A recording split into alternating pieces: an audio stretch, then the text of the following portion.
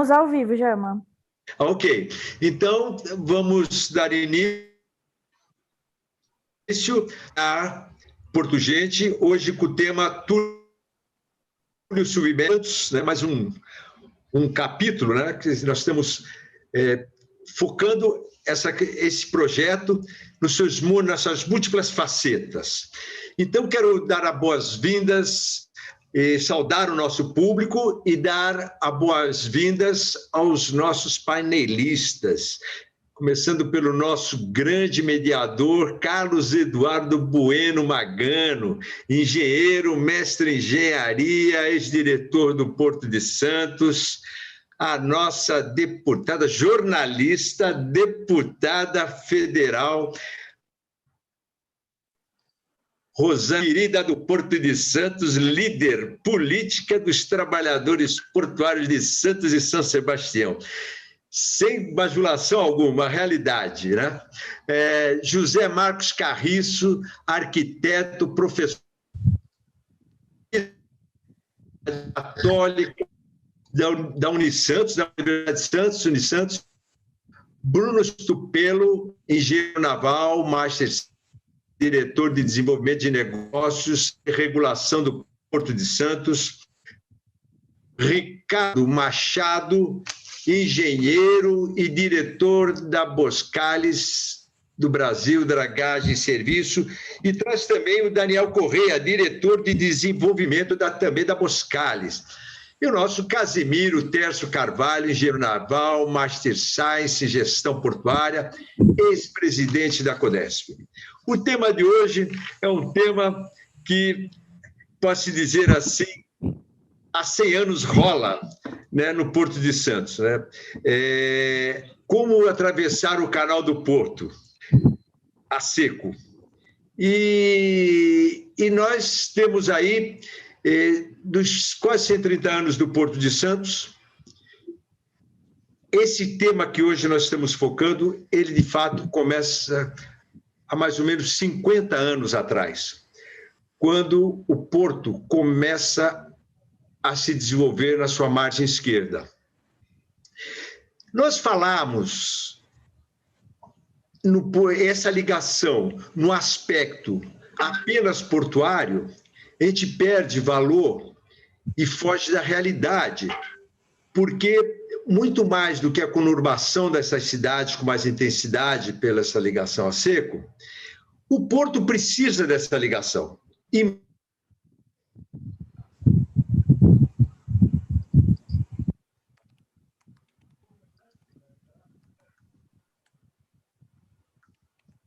Deu problema com... Travou para mim. Travou para mim também. Tá. O que houve? Travou. Repete Congelou. as últimas palavras. Repete as últimas palavras. Congelou. Repete, Jama. A partir de Porto precisa uma ligação. Eu acho que o Jama está instável. Não, eu tô... Você está instável, não. Jama. Não? Jama, posso assumir, Jama? Assuma.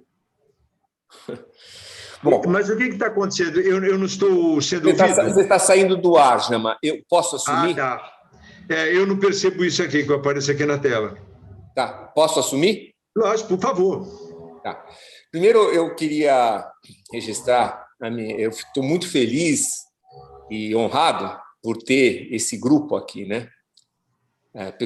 Muitos deles, meus amigos, outros novos amigos, e a Rosana, que eu já conhecia de outras oportunidades, né, Rosana, enquanto repórter ainda. Bom, esse tema é um tema interessante, né? Nós tivemos já um webinar tempos atrás, e onde foi assim, o que mais me chamou a atenção foi o planejamento feito por Prestes Maia, né, lá atrás, né? E as várias opções. Quer dizer, esse assunto tem sido objeto de muita discussão e é uma grande expectativa da comunidade aqui na Baixada Santista. O que ocorre é que ele ainda não foi viabilizado e a razão disso é provavelmente a questão do financiamento da obra. A obra é uma obra cara, as pessoas falam, depois do Tércio dá mais detalhes, o Bruno também, mas eles falam em uma verba de cerca de 3 bilhões de reais. Para uma arrecadação que, se for triplicada em relação ao que se faz hoje com a Dersa, chega a 100 milhões por ano.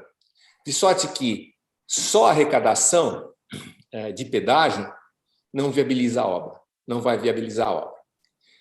No mundo, a gente tem duas práticas usuais, né, que já foram consolidadas pela história. Uma é usar verbas orçamentárias em qualquer instância de governo, seja ele federal, municipal ou estadual, né? Então, tem vários casos que isso foi feito, vários casos. Usar verbas orçamentárias. Com certeza, esse é a prática mais comum e mais recomendável, porque ela dá a melhor retorno para a população. Houve um outro caso muito marcante, o caso de Nova York, em que a autoridade portuária financiou a obra. A autoridade portuária do Porto de Nova York financiou a obra e ela é a razão dos túneis de Nova York existirem e eles são também pedagiados, mas a base do financiamento foi o Porto. Isso significa um subsídio cruzado, né? Os operadores portuários, o negócio do porto, financia a obra em benefício da comunidade onde ele está situado. Tá? E agora, no nosso caso, tendo em vista que o governo do Estado tem a concessão da Anchieta a imigrantes, você tem aí uma terceira opção, né? Ele concedeu para a Ecovias, ele pode fazer uma nova licitação, porque o contrato da Ecovias está terminando, ou estender o prazo da Ecovias e fazer uma obra também para a ligação seca, né? Politicamente, você tem duas lógicas diferentes, né? E o assunto, então, se torna muito político, né? De um lado, o governo do Estado, do outro lado, o governo federal. O cenário, assim, sugere até, e depois eu vou fazer uma pergunta direta para a deputada, né? Certa dificuldade orçamentária, né? Então, considerando que a Autoridade Portuária de Santos fez já um edital que, segundo o edital, deverá incluir o túnel como uma das obras requeridas para ser viabilizada no processo de desestatização, eu vou passar a palavra logo de cara ao Bruno, para ele dizer o moto, quais são os objetivos que se pretende com esse edital e qual é o contorno. E se, no caso, o projeto de desestatização, ele, se não me engano, o cronograma dele, apresentado pelo MINFRA, vai até 2022. Então, esse governo, nessa gestão, não poderá implantar. Então, a pergunta é se existe a possibilidade da Autoridade Portuária assumir a obra. Então, Bruno, a palavra é sua.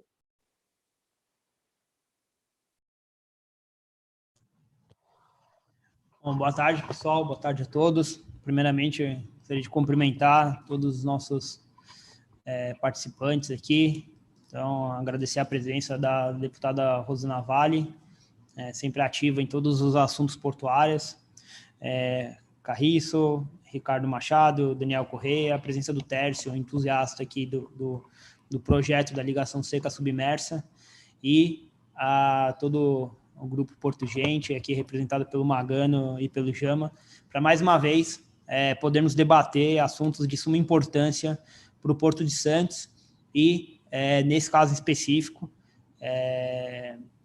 especialmente importante para as comunidades aqui de Santos Guarujá, que circundam aqui o Porto. Acho que vale a pena mencionar que esse é mais um dos gargalos históricos que essa gestão, que se iniciou em 2019, tem trabalhado para resolver, né? Alteramos a poligonal, conseguimos aprovar o PDZ, estamos trabalhando com um novo projeto da malha ferroviária do Porto de Santos, né, a chamada FIPS, que teve audiência pública agora no dia 10 de fevereiro, e agora também na mesma atuada de acesso terrestre, a ligação seca, né, e por óbvio, a ligação seca submersa, que não causa nenhuma interferência no canal de navegação. Qualquer ativo, né, qualquer construção que possa afetar o canal de navegação hoje ou no futuro, não deve ser um ativo, deve ser uma obra defendida pela autoridade portuária. Vou colocar aqui rapidamente 3 slides, só para a gente vislumbrar ver um pouquinho qual é o trajeto do túnel que está sendo estudado, né, e qual é esse histórico desde quando vem sendo debatido esse ponto. Só um minutinho.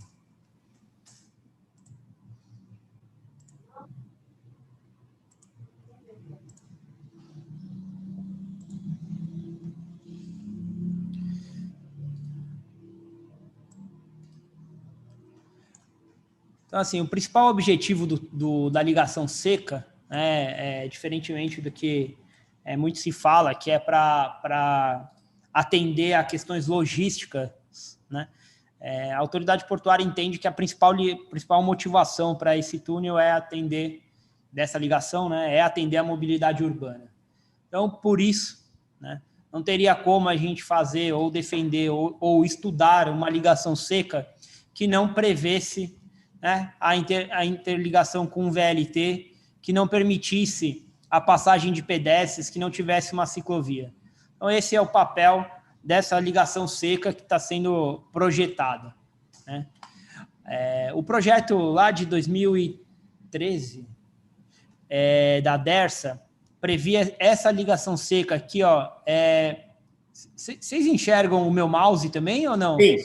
Sim. Então, o trajeto original do projeto da Dersa era essa ligação aqui que eu estou mostrando aqui no meu mouse, tá? Só que com essa ligação seca, na margem direita, no lado de Santos, ocorria uma grande desapropriação aqui na margem, na região de Santos, e isso elevava muito o CAPEX do projeto, além de todos os riscos de judicialização e dificuldade para executar o projeto, né? Esse projeto ele já tinha licença ambiental, inclusive, né? Um projeto bem avançado do Dersa, que nós estamos usando como base, né? E estará disponível a documentação no DataRoom para as empresas que vierem a fazer a doação do novo estudo. Então, uma pequena alteração que o time técnico da SPA fez, uma pequena inclinação, faz com que a embocadura do túnel, na margem direita, ela fique dentro dos limites da poligonal, fique nas perimetrais, né? Trazendo para quase zero a desapropriação e desonerando muito esse investimento. Na margem esquerda, a saída ou entrada do túnel ficará na servidão de passagem do Linhão de Itatinga, né? Já é área de poligonal, então sem qualquer desapropriação. Então, isso só para a gente ter o pano de fundo de qual projeto que nós estamos tratando, tá? O chamamento, ele foi aberto agora no dia 6 de abril, né? É um chamamento que ficará constantemente aberto, ou aberto até que empresas se cadastrem para fazer a doação. A partir do momento que uma empresa fizer o cadastro e tiver autorização para elaborar os estudos, a empresa terá 120 dias para fazer essa doação, tá? Então, o chamamento, ele traz todos os elementos que acelerariam o processo de desenvolvimento desse túnel. Então, ali no chamamento, a gente pede estudo de demanda, estudo de engenharia, avaliações socioambientais, econômica financeira e o estudo da modelagem jurídica, tá? Então, trazendo aí a pergunta que o Magano colocou, né? Como que a gente como que a SPA está trabalhando com os prazos, né, de par e passo com a desestatização. Então, o primeiro, pensando justamente no ponto que o Magano colocou, que potencialmente, né, o estudo de deixa eu só tirar aqui isso, que potencialmente, né, as receitas com pedágio não sejam suficientes para fazer para remunerar o investimento, né? Investimento aí que hoje está da ordem de 3 bilhões de reais.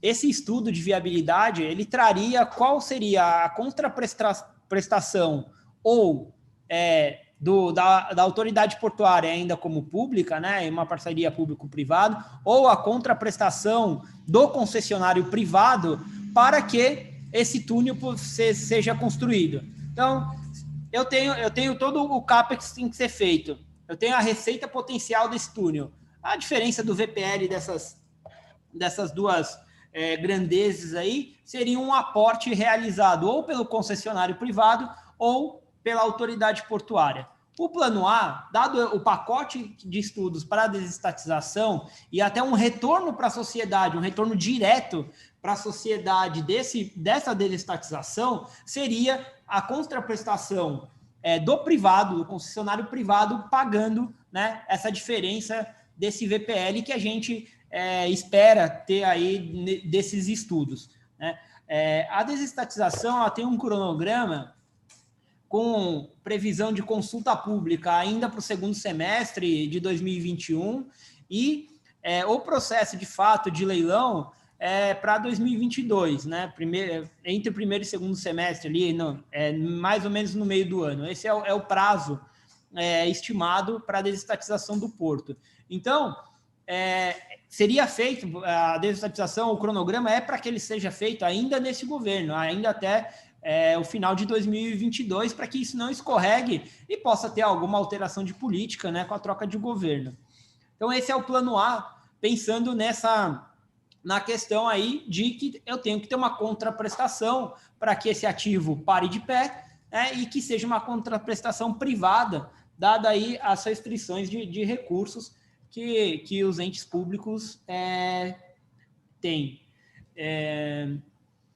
Acho que é isso. Todos os documentos eles estão disponíveis no site da SPA, e as contribuições e questionamentos ao edital podem ser encaminhados pelo e-mail chamamento.tunel@brssz.com. Ficou disponível para outros questionamentos. Só uma última pergunta, Bruno, que é o seguinte: você vê um cenário possível que a autoridade portuária, enquanto ainda uma empresa estatal, possa assumir essa obra e esses pagamentos antes mesmo da desestatização, ou isso é juridicamente impossível? Não, eu acho que depende basicamente do montante que esses estudos indicarem que precisa de uma contraprestação da autoridade portuária, né?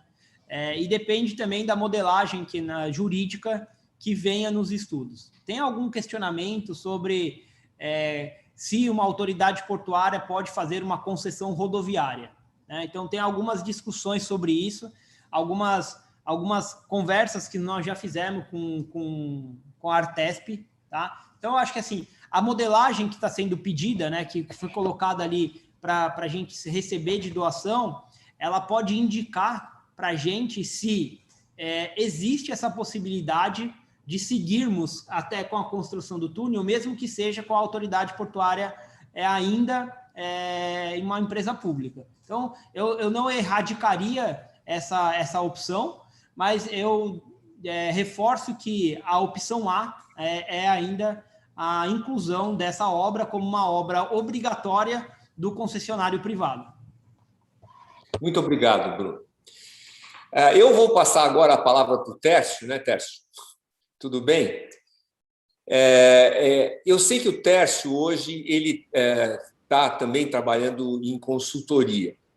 E como consultor, como ex-presidente da CODESP e como uma pessoa que está articulada com o mercado, para que eles nos digam qual é a atratividade que existe e quais seriam os drives dessa atratividade para doar efetivamente um projeto para a autoridade portuária, né? Eu vejo que existem grupos que talvez até queiram financiar isso, né?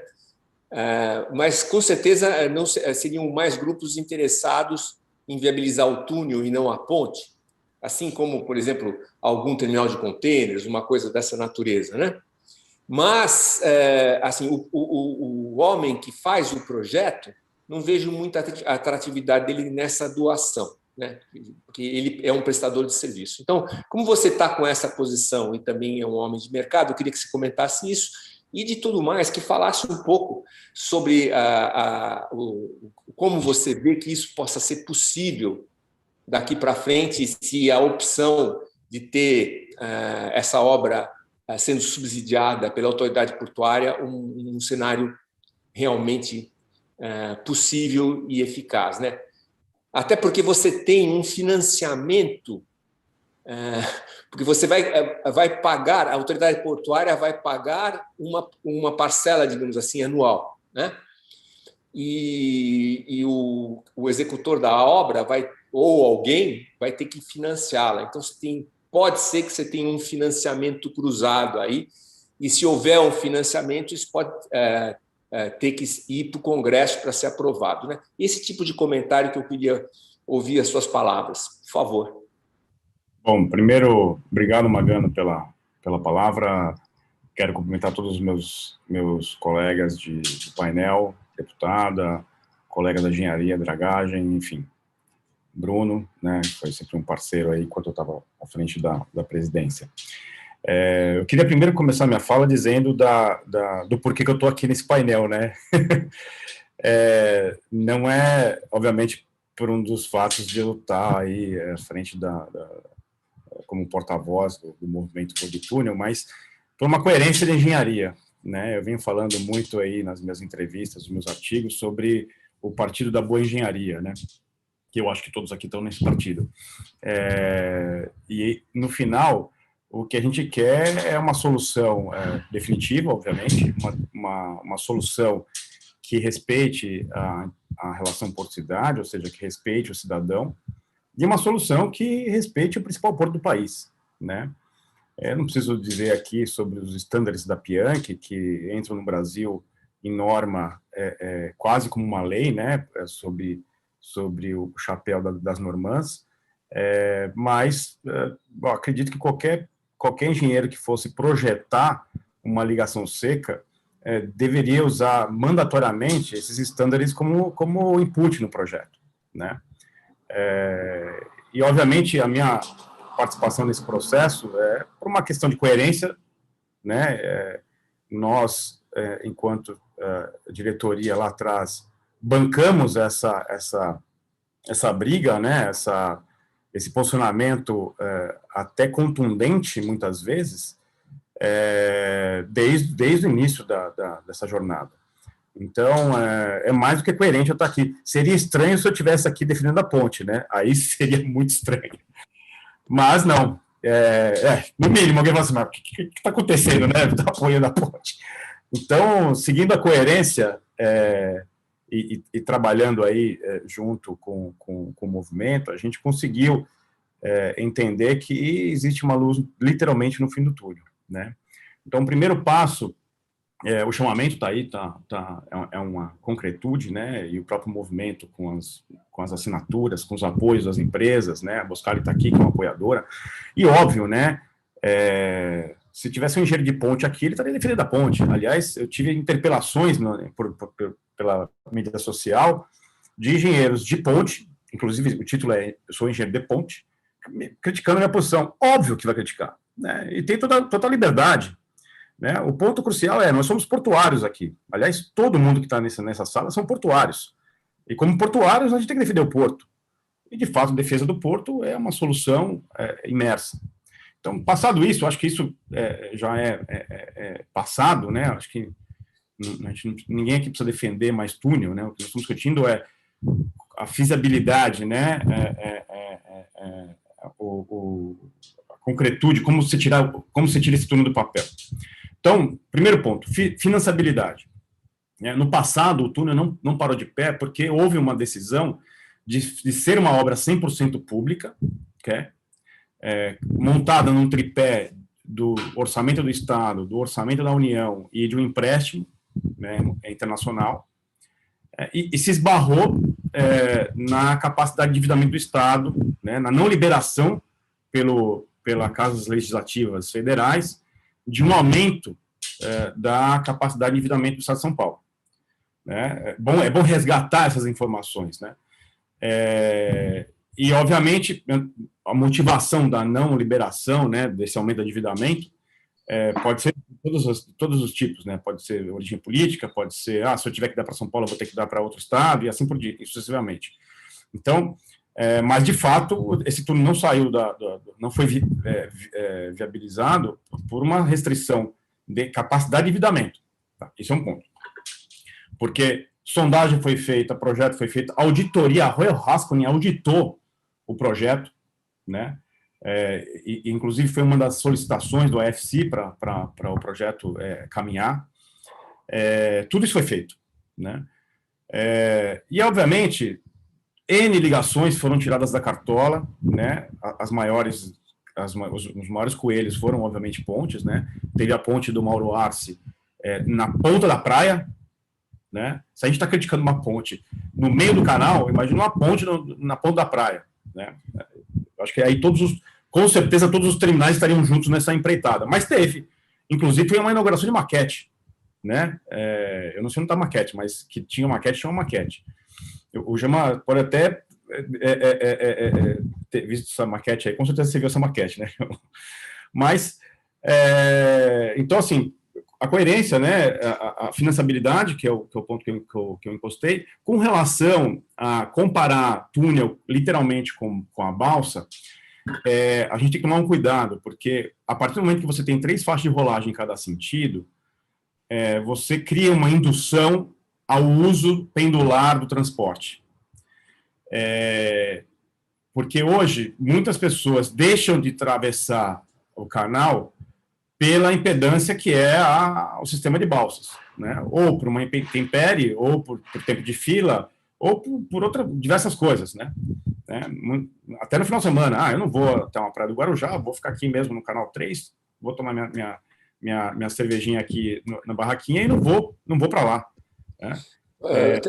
Só terminando a questão do financiamento, o modelo de uso de verba do Porto para financiá-lo, ele, na sua opinião, ele vai entrar com uma contribuição durante um certo número de anos, ou seja, um tipo de uma outorga reversa, ou ele será um aporte a partir de um financiamento? Como você acha que isso é possível ser viabilizado? Eu estou ainda no quesito financiabilidade, né? Quando eu falo de demanda, a demanda, essa demanda... Por isso a minha pergunta, exatamente por isso. Essa demanda que a gente estabelece, que é a demanda da balsa hoje, eu entendo que é uma demanda reprimida. A partir do momento que você libera o uso de um túnel, em que você reduz drasticamente o tempo de translado entre as margens, você cria uma nova demanda. Na verdade, assim, você atende uma demanda reprimida e você induz uma ocupação no Guarujá pendular, né? Então, muitos munícipes que estão em Santos gostariam de ter uma moradia à frente à praia, provavelmente vão procurar alguma solução imobiliária no Guarujá. Aliás, essa é uma das externalidades que, inclusive, foram estudadas no EIA lá atrás, que é a pressão imobiliária que o Guarujá vai ter pós-túnel. Tá? Então, o que eu acho que é positivo. Tá? Não estou falando de especulação imobiliária, estou falando de desenvolvimento imobiliário de fato. Moradia, né? Óbvio, né? Como toda metrópole, você tem movimentos pendulares entre cidades, dependendo da atividade econômica. Se bem que quando a gente fala de desenvolvimento portuário, está aqui o Bruno para não me desmentir, o PDZ, ele olha a expansão portuária na margem esquerda. Então, se existe uma expansão portuária na margem esquerda, existe uma probabilidade enorme de você morar no Guarujá e trabalhar na margem esquerda, né? Mas, pois bem, então, essa demanda, eu acho que a a receita túnel, eu acho que vai ser maior do que a receita balsa. Exatamente. O cálculo foi de 3 vezes ampliada, né, em relação ao que temos hoje. Né? Se é 30 milhões hoje, teremos 100 milhões, talvez. Que é o novo pedágio. Não é isso? Eu ainda acho que a gente que se pode ter uma receita maior dependendo de você trabalhar as demandas. O que eu quero dizer com isso? O Rodoanel de Barcelona ele tem tarifa variável no pico e fora do pico. Então, assim, meu cara, você quer pegar às 8 horas da manhã um trânsito fluido, você vai pagar mais. Mas isso é uma otimização, né? Quer dizer, uma otimização que não vai mudar muito a conta, né? Mas normalmente ela aumenta, né? Aumenta, mas ela vai aumentar aí 10%. Porque eu consigo fazer um VDM maior, né? Um volume diário médio maior pelo túnel e por mais que eu faça uma compensação percentual das tarifas pré-rush, pós-rush, no montante geral, é uma possibilidade de você aumentar a capacidade de fluidez do túnel. Pois bem, com relação à contraprestação, né, que já é um instrumento conhecido pelo mercado, não é novidade, a concessão da Tamoios, ela foi justamente isso, né? Então, o governo do estado, ele construiu o Planalto, construiu não, né? Financiou, pagou pela obra, a obra não está concluída ainda do contorno São Sebastião-Caraguá, e você tem o trecho de serra. Foi concedido o trecho de serra com as pontas rodoviárias, ou seja, a concessionária, que foi a Queiroz, ganhou de construir, quer dizer, pegar a concessão completa da estrada com a obrigatoriedade de construir o trecho de serra. E a contraprestação, se eu não me engano, na época era 140 milhões anuais, que era o valor referencial, entre 130 e 140 milhões anuais de contraprestação do Estado. E, se não me engano, a Queiroz, ela bidou, acho que 20 centavos, 10 centavos, né, só para não zerar o leilão. Então, esse método, né, de escolha de concessão já não é novidade. E a contraprestação, ela depende muito mais do modelador do que do mercado. Então, a autoridade portuária vai colocar assim, e com certeza, eu acredito que isso vai estar no âmbito da modelagem do quanto se quer de retorno em função da desestatização do porto. Por que eu estou dizendo isso? Se eu demandar um caixa, hoje a autoridade portuária deve ter cerca de 1 bi em caixa, né? Se a autoridade portuária quer dar uma contraprestação em uma parcela ou em 2 parcelas, que é justamente viabilizar a financiabilidade da obra, tá? Ou seja, todo o CAPEX, você pode ter um desembolso maior no início da concessão. Se ela entende que na conta financeira é possível fazer uma contraprestação anual, e, na verdade, essa conta é literalmente financeira e depende mais da capacidade de geração de caixa da autoridade portuária do que qualquer outra coisa. Então, essa é uma decisão, obviamente, do poder concedente, né? Se é que a gente pode dizer poder concedente, porque nós estamos estudando os modelos regulatórios para essa concessão, né? Eu não entendo que seja uma concessão rodoviária, apesar de ser um serviço rodoviário. É uma concessão de você vai passar por baixo da minha propriedade e eu estou concedendo um ativo para você passar por baixo da minha propriedade. Eu, Porto, quero ligar as minhas margens, proteger a operação portuária por meio de uma ligação imersa, né? Perfeito. Tércio, deixa eu fazer uma pergunta Mariano, final. eu queria colocar por Tércio, que ele estudou. Tércio, você vinha preconizando cobrar pedágio na Avenida Portuária. Ele cai nesse caso que você expõe aí. Na verdade, assim, lá no começo, o que a gente tinha na cabeça? O custo de investimento nas perimetrais para você resolver as questões de cruzamento em nível, e digo não só rodo ferroviário, mas a questão das passarelas, boas passarelas, né, inclusive, a reorganização da ciclovia, enfim, você dar um banho de Iguatemi, né, que eu sempre brinco do banho de Iguatemi na perimetral, iria custar cerca de 1 a 1,4 bilhões de investimento. O que a gente tinha preconizado ao invés de a gente cobrar do terminal a taxa de infraterra, né, você tagueia os caminhões e você cobra dos caminhões o uso da perimetral.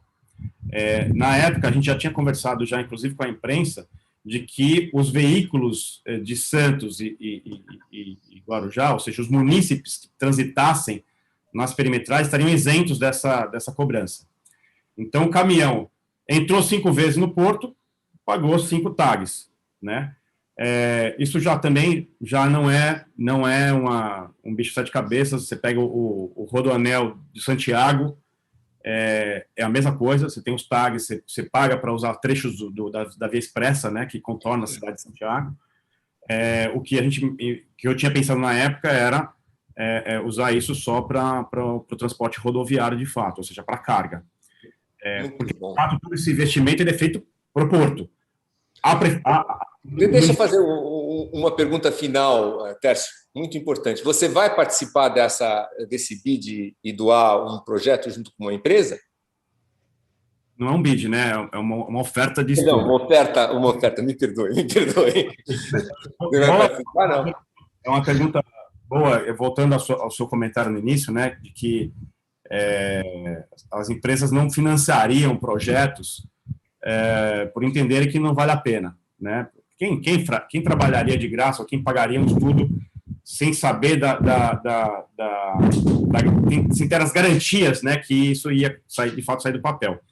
Bom, quem inventou esse negócio de doação de estudo foi a nossa gestão, lá no começo dela, quando a gente fez primeiro chamamento de estudos do canal.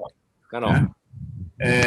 Teve algumas empresas que ficaram chateadas porque o canal não seguiu a concessão do canal, até porque no meio do caminho a gente entendeu que o canal era importantíssimo, está atrelado à desestatização, né? O canal e o landlord, eles se complementam numa estratégia de aumento da produtividade portuária, eu digo isso simplesmente organizando o line-up e criando regras de produtividade nos berços. Então, quem controla o landlord, no meu entendimento, de certa forma, teria que controlar o canal para fazer essa otimização do sistema, né? Eu sempre falei dos 4 subsistemas, né? O fundeio junto com o canal, a ligação berço e o line-up, berço, armazenagem e, obviamente, o tombo terrestre, que seria o rodo, o ferro ou o pipeline, né? O transporte rodoviário. Então, só que, por incrível que pareça, vários estudos que foram doados para a nossa autoridade portuária aqui em Santos estão sendo usados no Brasil todo. Tá? Então, assim, não foi em vão. 2, óbvio que quem tem interesse de financiar esses estudos são empresas que querem tocar a obra, né? Aliás, qual que é a razão de viver da Boskalis? Fazer obra de dragagem, fazer obra em túnel imerso, obras complexas como construção de aerogeradores, né, energia solar em alto mar, ou seja, qualquer obra complexa na água é o expertise da empresa. Se essa empresa não investe em desenvolvimento de negócios, né, e aí a área de novos negócios é importante, para a empresa dela, ela está remando contra a saúde e a prosperidade da empresa. Empresas construtoras, idem, e terminais justamente na defesa da operação do porto. Né? Foi até engraçado, porque tiveram terminais aqui em Santos que passaram a apoiar a ponte, né, achando que iam prejudicar o concorrente. Né? Não, a ponte vai passar por cima de um concorrente meu, então, que ótimo, porque eu vou ter mais espaço no mercado. Quer dizer, é uma leitura, num primeiro momento, é aquela coisa assim, o meu restaurante vizinho, a vigilância sanitária foi lá e fechou o restaurante, ótimo, vai ter mais cliente para mim. Não, ruim, porque a rua é gastronômica. Quando você vai num restaurante, você vai numa rua gastronômica, você não vai num restaurante. Né? Tá aí a Tolentino, que foi reformada, porque ela foi reformada com esse objetivo, porque era uma rua gastronômica. Né? Em São Paulo tem várias ruas gastronômicas. Né? Aliás, tem uma rua em São Paulo, a Nova Andava, que ela é tão gastronômica que um dos empresários praticamente comprou quase todos os restaurantes da rua e criou um circuito gastronômico ali, né? É verdade. É verdade. E o Porto, Magano, só para concluir a minha fala, eu vou passar a bola. E o Porto é a mesma coisa. Porque se o Porto é ineficiente pela sua fila, pelo seu line-up, ele é eficiente de forma integral. Não é que terminal A ou B é mais ou menos eficiente. Porque, no final, a dor bate na fila.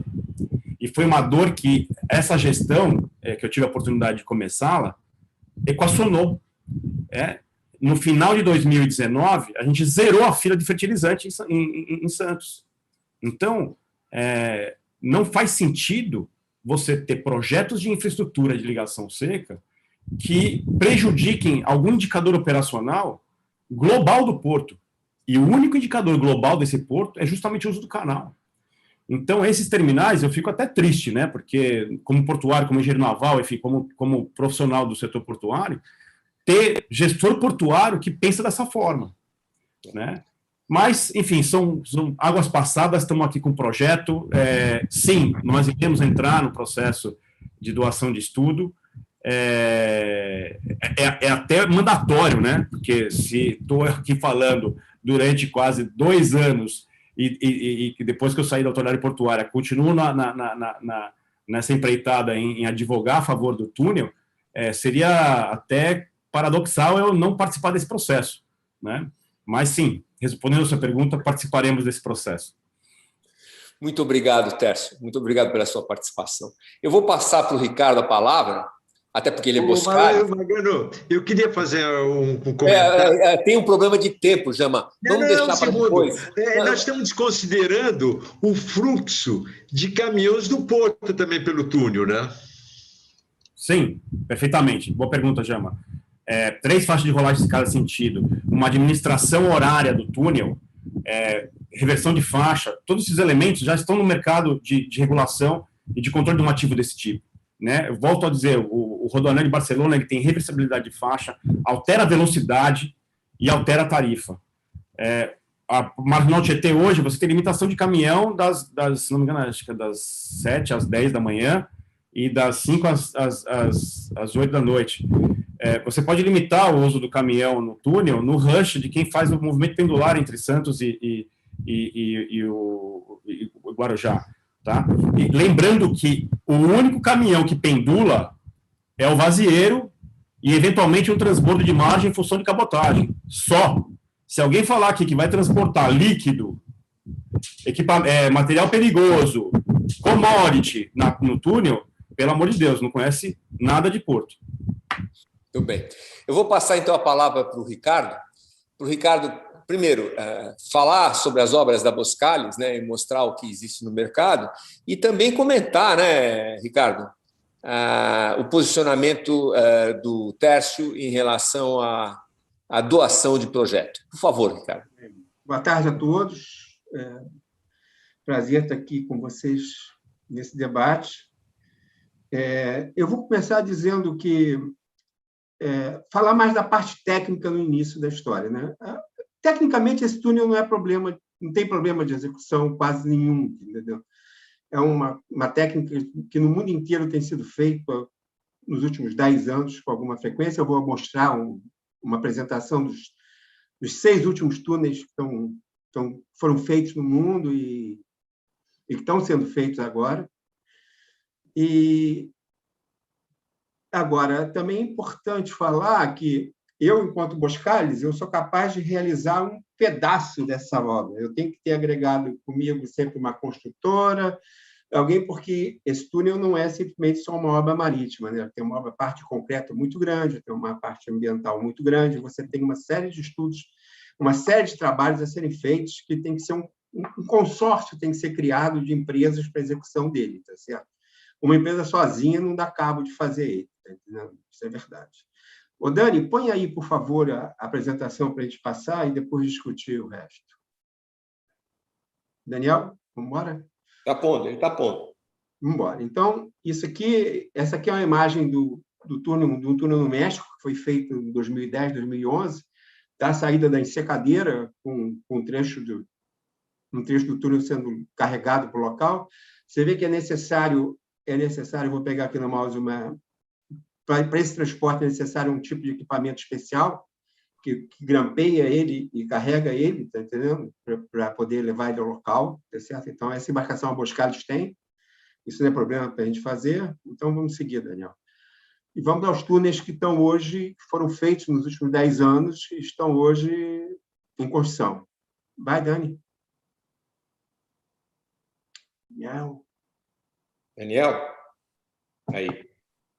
Esse é o túnel de Marienholm Tunnel, na Suécia, na cidade de Gothenburg. Ele tem 500 metros, quer dizer, praticamente metade do túnel de Santos. Eles têm, a função dele é rodoviária, ele tem três linhas para cada lado, tá certo? Tem uma trench de 20 metros de profundidade, tanto o Santos teria um pouquinho mais, tá certo? Tudo foi feito com fundo de areia, fundo de Mercedes, uma proteção de borracha para proteger o fundo do túnel, o roof do túnel, o teto do túnel. Quer dizer, essa obra já foi feita, essa obra existe hoje em dia, funciona muito bem, obrigado. Tá certo? Seguimos com a outra, que é a grande obra que está sendo feita no momento, que é um túnel de 18 quilômetros de comprimento entre a Dinamarca e a Alemanha, e são 89 elementos, com 4 linhas de carro e 2 de trem, tá certo? Esse túnel, a Boskalis, e foi dividida a construção em 4 trechos, a Boskalis ganhou a concorrência para um trecho do lado alemão, porque o lado da Dinamarca foi feito pela Dinamarca, está sendo feito pela Dinamarca, o lado alemão está sendo feito pela Alemanha, e eles vão se conectar no meio, tá entendendo? Eles vão chegar e vão bater no meio se conectando, tá entendendo? Então, esse túnel é um túnel de 18 quilômetros, quer dizer, isso demonstra que o túnel de Santos, com 800, 900 metros, tecnicamente, né, não há dificuldade nenhuma no mundo de hoje fazê-lo, tá entendendo? Você tem técnica suficiente para fazer ele com maior tranquilidade, tá certo? Seguimos. Vamos, Dani. Esse é um túnel que tem na Holanda, que é por baixo de um aqueduto, são 840 metros. Esse foi feito pela Boskalis também, na cidade de Leeuwarden, tá certo? Vamos seguir um túnel simples, tamanho do nosso. Depois segue com um túnel que liga Copenhagen a Malmö, que é um túnel de 3,5 km, são 20 elementos de túnel, 170, 180 metros cada um, também é um road railway, quer dizer, é para trem e carro, e com uma profundidade de 20 metros, também uma coisa semelhante. Tá? Finalmente, o último é o túnel que foi... Então, tem esse na cidade de Rostock, na Alemanha, são 720 metros. Isso é para seguir feito um rodoanel da cidade, tá certo? É um trecho do rodoanel da cidade de Rostock, que fica submerso, esse trecho, tá certo? Com 6 túnel-elementos, 120 metros cada um. Tá? E, finalmente, o túnel do México, que é o túnel de Costas Cuauhtémoc, que são 700 metros, 5 elementos, ligando... Isso é a mesma cidade, é um caso semelhante a Santos, que é a mesma cidade que está ligando uma parte à outra da cidade com esse túnel de 700 metros. Tá? Então, é uma coisa bem semelhante a Santos, até na ideia da coisa. Tá? É importante dizer uma coisa, quer dizer, todos esses túneis são projetos ou de Estado, ou de município, ou federais entre países. Quer dizer, nenhum deles tem a participação privada, tá certo? Porque, normalmente, esses processos, como acontece em Santos, eles não se pagam, tá entendendo? Não é uma coisa cara, não é uma coisa barata. Agora, há uns 2 anos atrás, ou 2 anos, não sei se o Tércio se lembra, nós fizemos uma apresentação lá na Codesp, se lembra? Na antiga Codesp, né? E, naquela época, houve uma discussão, eu vou dizer uma opinião minha enquanto engenheiro, tá certo? Eu não acredito, por exemplo, que esse túnel, com 800, 900 metros, ele seja mais caro que uma ponte de, sei lá, aquela quantidade de quilômetros com 70 metros de altura. Eu acho que, se botar no papel tintim por tintim, o túnel não vai ser muito mais caro que essa ponte. Essa ponte tem um comprimento muito grande, uma altura muito grande, é uma ponte muito difícil de execução, ela parte, além de passar por cima do canal, ela passa por cima de uma área ambiental enorme, que ela tem que passar lá pelo alto, né? Tem que passar lá por cima. Então, eu realmente não acredito nisso. Falando isso, nós vamos passar para uma parte que é a mais complexa, que é a parte de... O que dá um pouco de... Uma empresa feita a Boskalis, por exemplo, que dá um pouco de insegurança no processo de ela entrar agora, investir, botar dinheiro, é toda essa insegurança que o Tércio mesmo falou. Como vai ser feito isso? Qual é a segurança jurídica que eu tenho que isso vai acontecer? Será que isso, passando de 22, entra um outro governo maluco e muda tudo isso? Aí eu já botei já investi um monte de tempo e dinheiro. Qual é a segurança financeira que eu tenho nisso? Tá entendendo? Esses detalhes, quer dizer, eu acho que não cabe a mim, enquanto eu vou fazer esse chamamento público, esse edital, eu dar esse input. Esse input tem que vir um pouco do outro lado, para eu poder entender onde eu estou, tá entendendo? E complementar. Por mim, eu dou um input, mas você vai dizer, não, isso não dá pela lei do Brasil, isso não funciona, o governo não quer assim, então todo o meu trabalho se perde. Quer dizer, eu acho muito importante que se escute um pouco mais do lado do governo, do lado da associação, da autoridade portuária, de que forma isso pode se dar ou que forma isso vai se dar, tá entendendo? Enquanto isso ficar, pode ser assim, pode, eu acho que o investidor financeiro ele vai ficar um pouco reticente em investir no negócio, porque ele não tem muita segurança, que o Brasil, a gente vê aí os países liminares, é o país dos problemas, entra um cara e bate no sindicato, você vê a privatização da SEDAI, hoje um juiz deu uma liminar parando ela novamente, entendeu? Então, um juiz por causa do sindicato dos trabalhadores, e aí você vai com esses problemas todos, as empresas elas ficam um pouco reticentes enquanto elas não veem pelo outro lado, um posicionamento mais contundente. Não, olha só, isso vai ser uma concessão, isso vai ser uma PPP, isso vai ser, isso vai ser, isso vai ser. Eu acho que é o maior problema de você trazer gente para o jogo nesse momento, que eu acho um negócio bom, eu acho viável, eu acho tecnicamente não vejo problema.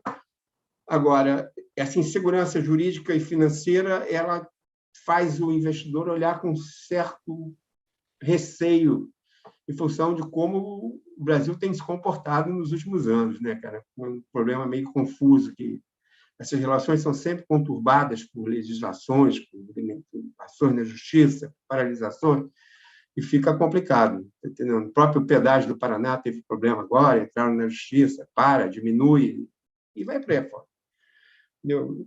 Então, é isso que eu teria a dizer de mais importante. Eu acho que o Tércio, de repente, pode até falar uma coisa que eu estou falando dessa insegurança, dessa coisa, dá uma segurança, tá entendendo? Porque no resto, tecnicamente, é fácil, como eu falei, é viável, não vejo problema nenhum de execução. Acho que, volto a dizer, acho que o difícil, o orçamento da ponte ser superior ao do túnel, acho que bate. Eu acho que falta só esse input ser dado de uma forma mais consistente. Por outro lado, diz, não, isso vai rolar assim, então eu vou fazer isso. Porque, senão... E mais um detalhezinho que eu estava até... Isso é um detalhe muito técnico, né? Eu acho que 120 dias é um prazo muito curto por tudo que você tem que fazer, tá entendendo? Realmente, tecnicamente falando. Quando você diz, você entra e tem que fazer isso aqui em 120 dias, é um trabalho multidisciplinar, você tem que envolver um monte de gente, um monte de trabalho, um monte de levantamentos, e 120 dias é realmente muito curto, dentro da minha visão. É isso. Ok, Ricardo, muito obrigado, muito obrigado. Eu vou passar a palavra agora para o Carriço, que, como vocês sabem, ele trabalhou há muitos anos na prefeitura e trabalhou nesse projeto, no licenciamento e tudo mais, e pode me dar aí uma posição do que é a expectativa do munícipe, né? E falar um pouco de detalhes a respeito desse projeto que foi até agora apresentado à diretriz. Carriço, a palavra é tua. Obrigado, Magano. Obrigado, presentes. Cumprimento a todos e a todas, nossos ouvintes e internautas. Agradeço muito a oportunidade de estar podendo contribuir. Eu sou arquiteto urbanista, né, pesquisador na área de planejamento urbano e ambiental, E o meu métier é sempre avaliar os projetos, né, numa perspectiva de passado e futuro, olhar para trás para poder olhar para frente, né? Então, para me ajudar um pouco nessa tarefa, né, dentro do tempo que me cabe, eu vou aqui ligar o meu cronômetro para não extrapolar. Eu queria mostrar rapidinho uma apresentação que eu preparei, né? Em cima dela eu vou desenvolvendo o meu raciocínio. Eu peço que vocês me ajudem a confirmar se vocês estão enxergando a apresentação, por favor. Sim, estamos enxergando, só que coloca no modo apresentação. Tá joia. Deu certo? Deu certo. Beleza. Eu sou professor do estrito sensu, mestrado e doutorado em Direito Ambiental Internacional da Unisantos, e também do curso de Arquitetura e Urbanismo, no qual eu orientei um trabalho em 2017 do Andrei Kushnak, que atualmente é arquiteto, né? Ele já graduou, um trabalho de pesquisa muito bacana, no qual ele levantou, na época, várias propostas de ligação seca entre Santos e Guarujá. Aí, rapidamente, tem uma timeline, né, que começa 26, 27, com as primeiras propostas que a gente conseguiu identificar, né, e terminava, na época, em 2013, com o submerso da Dersa. Né? Em 2017, ainda não tinha a proposta atual. Né? Essa é uma imagem de uma proposta do engenheiro chamado Enéas Marini, de 26, né? Dois grandes túneis muito famosos tinham sido inaugurados na época, um na Alemanha, o outro nos Estados Unidos, e aí veio uma proposta de pensar em algo semelhante para conectar Santos e Guarujá. Na época, Guarujá pertencia a Santos, diga-se de passagem. Né? Eu estou resumindo, né? Eu estou focando só nos mais interessantes, na minha opinião. Em 49, o Prestes Maia, né, que foi prefeito de São Paulo, mas também um grande urbanista, ele elaborou, a pedido do governo do estado, o Plano Regional de Santos. Né? E a grande proposta dele era transformar o hoje distrito Vicente de Carvalho numa extensão de Santos, né? No transbordamento da malha urbana de Santos, o que de fato aconteceu. E dentro do plano que ele apresentou para o governo do estado, que depois foi detalhado em nível municipal, tinha aí essa proposta de ponte elevadiça, né? Mas ele também, nos seus estudos, avaliava a possibilidade de túnel. Curiosamente, o acesso de ambos os lados é praticamente o mesmo que está sendo proposto hoje, nessa proposta mais recente aí, de 2020 da Autoridade Portuária. Né? E ele discute assim, com uma grande profundidade as alternativas técnicas e locacionais. Do ponto de vista metodológico, né, o trabalho do Prestes Maia foi incrível, na minha opinião.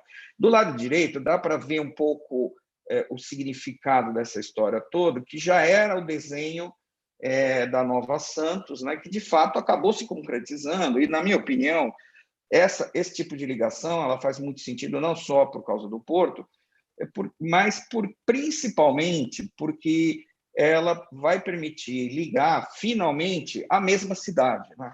Porque, gente, esqueçam Santos e Guarujá, não existe essa separação. Né? Isso é uma abstração política administrativa que, na minha opinião, é extremamente obsoleta, né? E não tem nada a ver com a realidade dos fenômenos urbanos. Né? Na verdade, essas duas áreas, de um lado e do outro canal, é o mesmo processo. Mais para frente, em 54, né, corria na Assembleia Legislativa uma proposta de túnel, né, mas numa localização mais próxima da Ponta da Praia. Eu circulei de vermelho para chamar a atenção de um aspecto aí. Né? O Prestes Maia tinha uma proposta de um acesso por túnel no Sabuó. Depois a prefeitura acabou escolhendo o túnel Rubens Ferreira Martins como melhor alternativa, e de fato foi, mas se fosse feito esse túnel aí na Ponta da Praia, a cidade seria cortada ao meio por uma rodovia, praticamente, né? Coisa que a gente precisa entender para poder evitar, né? Aqui uma proposta de professores lá da Faculdade de Arquitetura da Unisantos, de 78 para uma ponte quase que, né, com um traçado muito parecido com esse que o governo do estado está defendendo. E aqui eu chego finalmente no submerso, e eu queria mostrar para vocês essa imagem do caderno que a Dersa fez por meio de uma consultoria. Eu costumo dizer que o melhor do projeto submerso não é o projeto, é o estudo que foi feito e que honra, na minha opinião, o nome, né? O projeto Prestes Maia, o projeto, como a Dersa batizou o estudo. E essa, talvez, para mim, seja a planta mais importante de toda essa publicação, que é um calhamaço. Ela mostra, pela primeira vez, georreferenciado todos os empregos na área central da Baixada Santista. E fica inequívoco que o centro da Baixada Santista não é o centro de Santos.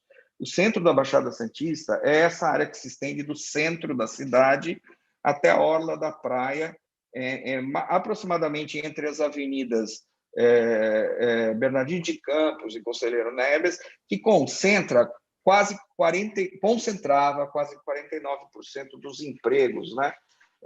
Em 2010, né? Porque são dados baseados no censo de 2010. 2013, também com base no censo de 2010, o Núcleo de Estudos da População da Unicamp fez uma avaliação das pendularidades diárias, né? E apontava já, naquele momento, que Guarujá tinha 20.500 viagens de saída e 6.000 de entradas por motivo de trabalho e estudo diariamente, né? 65% delas com destino a Santos, ou seja, 13.300 viagens, né? Nesta época também foi apresentada uma pesquisa patrocinada pela MTU, muito importante, que é a pesquisa Origem e Destino, que também localizava os pontos de início e fim dessas viagens, né? E eu não vejo como você projetar uma obra dessa magnitude sem afinar esse tipo de dado para entender como é que a coisa funciona, tá? Bom, também em 2013, né, começa a ser detalhado o projeto do submerso da Dersa, e aí eu já estava de volta à equipe técnica de planejamento da prefeitura, e foi osso, né, discutir com a Dersa uma mudança de traçado, porque o primeiro projeto da Dersa era desastroso do ponto de vista do acesso do lado de Santos, porque e previa muito mais apropriações do que esse que eu estou mostrando aí, que já é um pouco melhor em termos de desapropriação. Ele é um pouco mais para cima, aí perto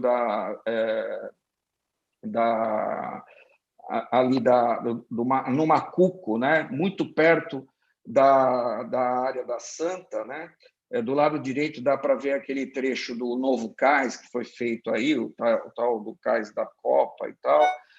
Enfim, e aqui, finalmente, o projeto 2020, que me parece muito mais cerimonioso, vamos dizer assim, com a malha urbana, com o tecido urbano em ambos os lados, né? Do lado esquerdo Santos, do lado direito Guarujá, porque não só o impacto em termos de desapropriações é muito menor, como também a inserção na malha urbana é mais cuidadosa, né? Eu apenas destaco o seguinte, que ainda que nesse desenho funcional tenha se esforçado o máximo para interferir o mínimo possível na malha urbana, isso vai trazer impactos, né? E aí entra um pouco a questão do planejamento. Um grande mestre meu costumava dizer que o plano é a recusa do acaso, né? E eu me recuso a avaliar um projeto dessa natureza sem avaliar o futuro e tentar entender quais são os possíveis impactos de uma obra dessa magnitude, né? Que podem ser positivos e negativos. E queria destacar algumas questões que eu acho muito complicadas. Nós estamos vivendo um momento triste, na minha opinião, no Brasil, em todas as esferas públicas, do ponto de vista do planejamento. Nós temos um censo que deveria ter sido realizado em 2020 e não sabemos quando será.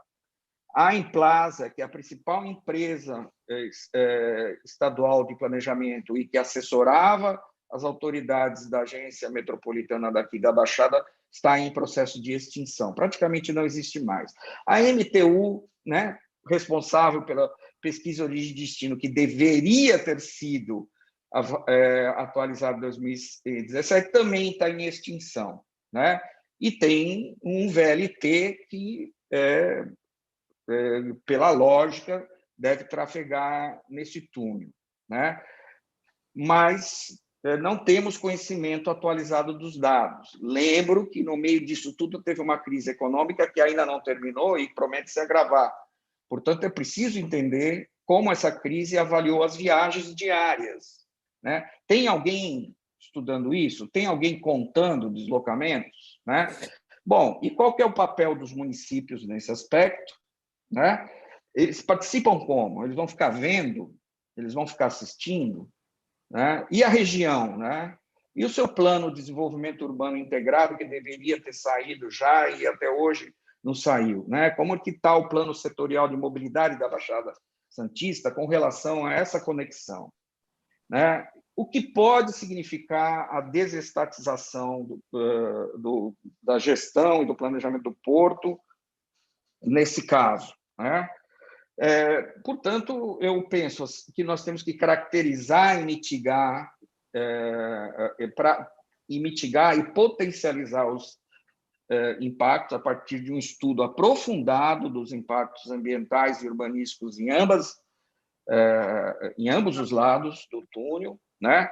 Estudando a questão ambiental. Eu vou dar um exemplo, né? Algo que quase ninguém fala, mas esse projeto de ponte do governo do estado, ele vai induzir ocupação desordenada na área continental, e se a prefeitura de Santos não tiver recursos para fazer fiscalização e controle da ocupação do lado de lá, você vai transformar a área continental de Santos numa nova área continental de São Vicente. Isso é líquido e certo.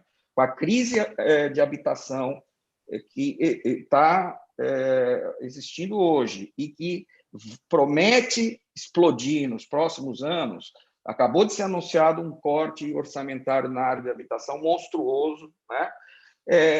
Se a gente não pensar com cuidado nisso, nós teremos um desastre, né, ambiental se essa ligação for feita a Bangu. E qual vai ser a repercussão do túnel, por exemplo, no uso e na ocupação do solo dos dois lados, né? O que vai acontecer, por exemplo, quando a classe média de Santos perceber que ela pode morar nas praias do Guarujá e chegar em 15 minutos para o trabalho aqui no centro da ilha, né? Naquela área que eu mostrei, naquela transparência da Dersa, que concentra a maior parte dos empregos, né? Ou será que, com a pandemia, muito mais gente vai trabalhar de home office, esses deslocamentos vão ser menores ainda, né? Como isso vai afetar, inclusive, a circulação dentro do túnel e a renda gerada pelo pedágio dentro do túnel? Alguém precisa estudar isso, né, gente? E como que isso vai afetar a valorização imobiliária dos dois lados, né? Será que o Macuco vai ficar mais ou menos valorizado? Será que Vicente de Carvalho vai ficar mais ou menos valorizado? Se ficar mais valorizado, o que vai acontecer com a população que mora lá? Para onde ela vai? Enfim, quais são os efeitos, né, disso tudo? O transporte público, que é essa proposta mais recente, né, da autoridade portuária prevê, né, que circule dentro do túnel, né? Como que você vai calibrar as tarifas do transporte público, né, garantindo que, de fato, ele seja sustentável para a população de baixa renda, né? Vai haver uma integração com os sistemas dos dois lados, né? Com o transporte coletivo do lado do Guarujá e o transporte coletivo do lado de Santos. Por exemplo, até hoje o VLT não está inteiramente integrado na ilha de São Vicente com as linhas, né, de transporte público, né?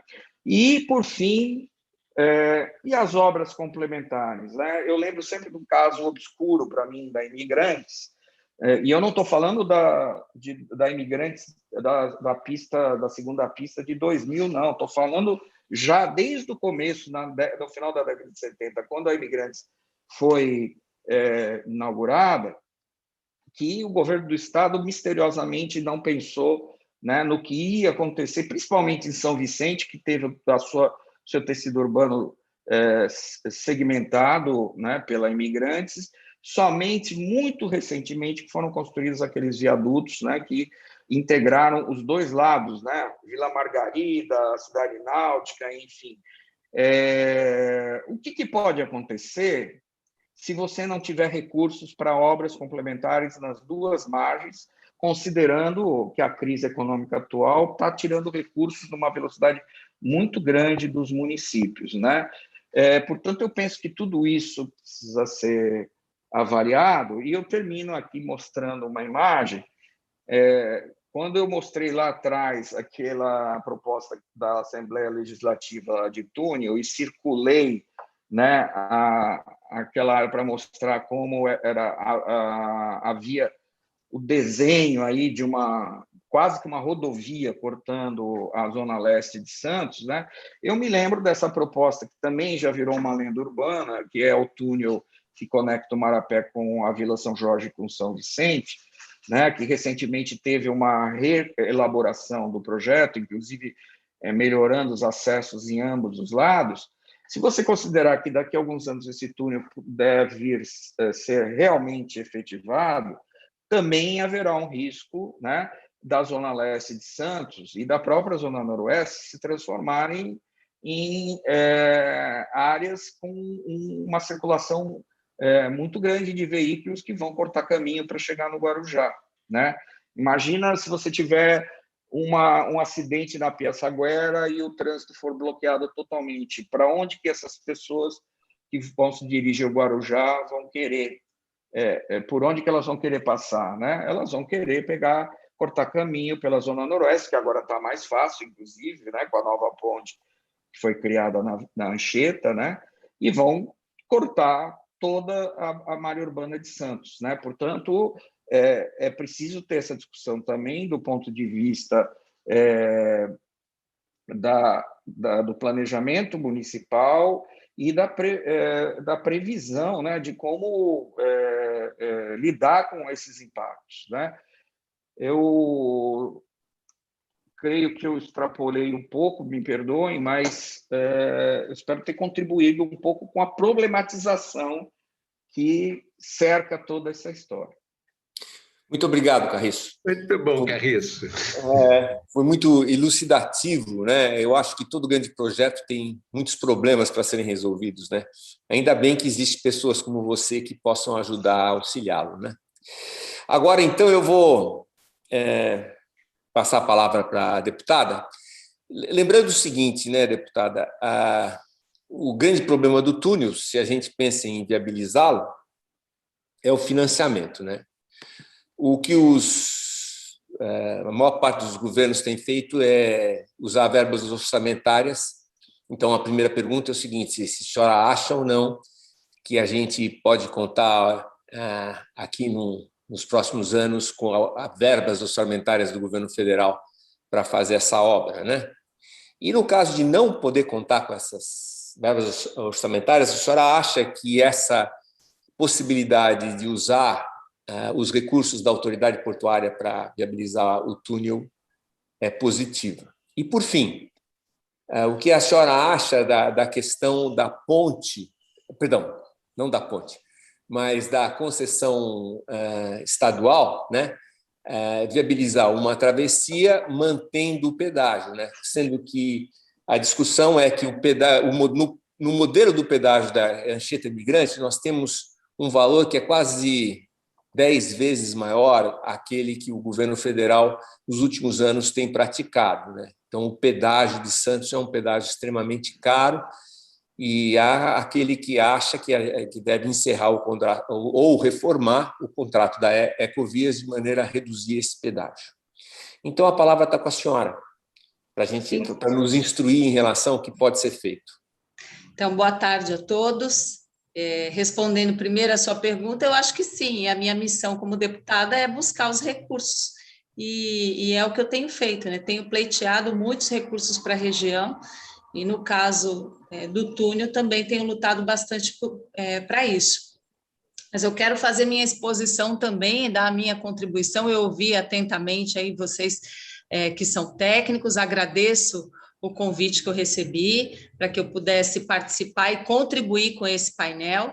Eu sei que eu estou no meio de especialistas, engenheiros, arquitetos que dominam bem o assunto tratado, mas na minha fala eu quero trazer uma reflexão sobre esse tema hoje, né? Ligação através do túnel. Eu conheço bem a região, acompanhei por 25 anos como jornalista, e é uma história que eu vou usar como exemplo na minha fala. Quando a gente fala em construir uma ligação seca em áreas estratégicas importantes, me vem à mente uma ponte que pode ter congelado o futuro de uma cidade. Eu falo da histórica Ponte Pêncil, que ela foi inaugurada em 1914, ligando a Ilha de São Vicente ao continente, e a ponte ligou Santos ao litoral sul, ao Vale do Ribeira e até o sul do nosso país.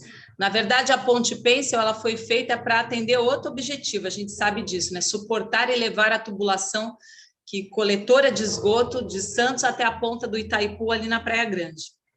A Ponte Pêncil ela atendia um sistema de saneamento concebido, a gente sabe, pelo engenheiro sanitarista Saturnino de Brito, teve o mérito de salvar a cidade de Santos, ameaçada pelas doenças causadas pelos dejetos acumulados nas ruas e nas valas. É uma história que a gente conhece. E a tubulação cumpriu essa importante missão na época, que hoje seria o emissário submarino. Então, o esgoto coletado em Santos era despejado, né, nesse ponto mais avançado mar adentro, que é a ponta do Itaipu, que hoje é o valorizado Canto do Forte, lá na Praia Grande, e ainda hoje a gente consegue ver no costão a estrutura de suporte da tubulação. O engenheiro Saturnino de Brito salvou a cidade, e de quebra, São Vicente ganhou uma ligação com o litoral sul. Os cabos de aço que até hoje sustentam a Ponte Pêncil, eles vieram da Alemanha, a ponte virou cartão postal de São Vicente, ela foi tombada pelo patrimônio histórico do estado de São Paulo, resiste ao tempo, ainda hoje é utilizada para passagem de veículos, de ônibus de menor porte, mas a quase totalidade dos veículos usa desde os anos 80 a ponte sobre o Mar Pequeno para seguir esse caminho para o litoral sul, Vale do Ribeira, BR-116, rumo ao sul do nosso país. Por que eu usei esse exemplo da Ponte Pêncil? Porque essa importante iniciativa na época, ela não considerou os impactos que ela teria no futuro. Por estar muito próxima do mar, a plataforma da ponte impede hoje a passagem de embarcações de médio porte na maré alta, e as maiores embarcações sequer conseguem passar sobre a ponte independentemente da maré, porque a altura, se eu não me engano, do nível do mar, com qualquer maré, não passa de 6 metros. Então, eu tracei esse paralelo para provocar essa reflexão, né? A Ponte Pêncil hoje, ela impede o desenvolvimento, por exemplo, do turismo náutico em São Vicente.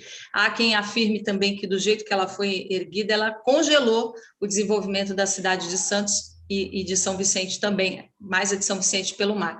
As marinas hoje, elas ficaram mais restritas, né? O estuário vicentino, além do Canal dos Barreiros, tem 3 rios ali, certamente eles teriam outro aproveitamento se a ponte fosse mais elevada. Nós teríamos, com certeza, algo mais próximo do que acontece no Fort Lauderdale, na Flórida, em vez do processo caótico que a gente vê ali no estuário. Então, o destino de São Vicente teria sido diferente caso essa obra, como eu falei, de 1914, ela tivesse considerado o futuro de uma cidade, não só de uma cidade, mas de uma região. Então, eu falei desse passado para chegar agora no momento atual, e para que essas experiências da nossa região, elas possam alertar sobre a importância da gente fazer a escolha certa, levando em conta o destino das novas gerações e a responsabilidade que a gente tem com o Porto de Santos, né, o maior da América Latina, o maior do nosso país. E eu sei, pelas falas, pelas reuniões que eu acompanho, que há um consenso no setor portuário que a expansão e a geração de renda para o nosso porto, elas estão comprometidas com esse projeto da ponte, né, do túnel, aliás, e não da ponte, né, Santos-Guarujá, e que a ponte ela não atenderia diretamente a população regional mais necessitada também. Por ela passariam carros, turistas e caminhões vindos de outras cidades, pois o seu acesso, a gente sabe, fica longe dos centros urbanos.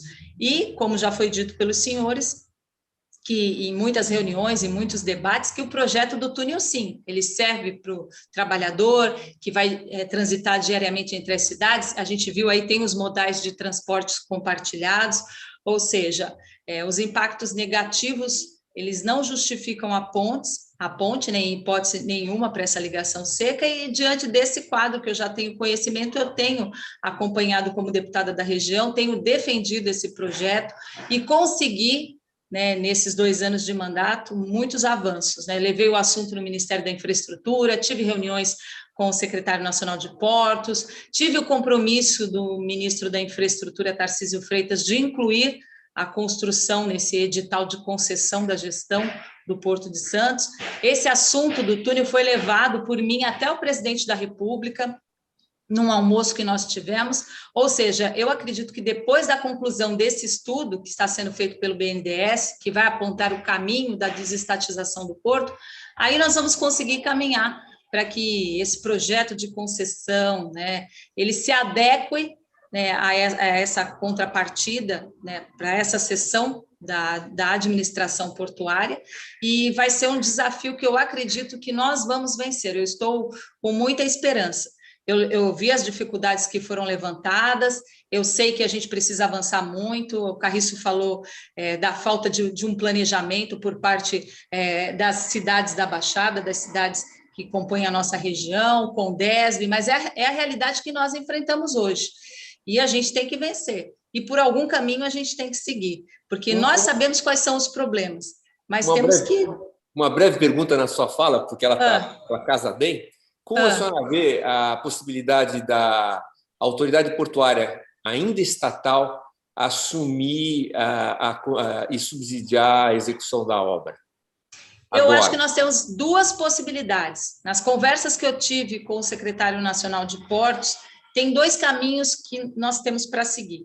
Uma é que essa obra seja abarcada pela autoridade portuária ainda antes da desestatização, e outra incluída nesse edital de concessão.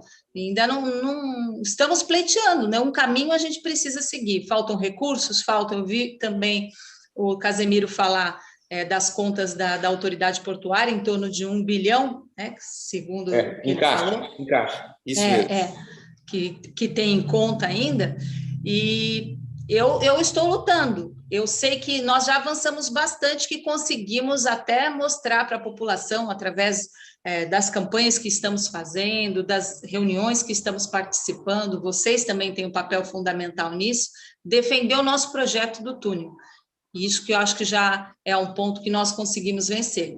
Agora, a partir dele, tem um estudo do BNDES em andamento, ainda não foi concluído, a previsão que entregue ainda nesse primeiro semestre, a partir... 22, deputada, 22. O estudo que vai apontar o modelo de desestatização, quais são os modelos 22, que a gente tem? 22. O cronograma do BNDES vai até 2022. Não, o estudo. O cronograma dele segue até lá. Mas a entrega desse estudo será antes. A deputada está correta. O estudo vai ser entregue. O Bruno sabe quando é exatamente? Então, eu tenho falado com o ministro da Infraestrutura. Qual é o plano? Eu não sei se o Bruno pode completar para mim. O estudo está em curso e a previsão é de que ele termine. Agora, inclusive, semana passada eu conversei com o Diogo Piloni sobre isso, porque nós íamos promover uma audiência pública na Comissão de Viação e Transportes, da qual eu sou titular dessa comissão, e resolvemos aguardar a conclusão desse estudo para, a partir daí, começarmos uma nova discussão com a sociedade, com os entes que movimentam o setor portuário. Então, o Bruno pode completar. A deputada está correta. A primeira fase do estudo pré-consulta pública deve ser finalizada ainda nesse primeiro semestre, com consulta pública, abertura de consulta pública prevista para o segundo semestre. Aí tem a outra etapa do estudo, né? Avaliar todas as contribuições que vão ser feitas em ambiente de consulta e audiência pública, pegar essas contribuições, responder para a sociedade, fazer as adequações necessárias no modelo para depois, né, seguir com o processo do leilão. Mas são algumas fases do estudo, mas a primeira fase para a abertura de consulta pública deve ser finalizada ainda no primeiro semestre, com a consulta pública no segundo. Então, deixa eu ver se eu entendi, deputada.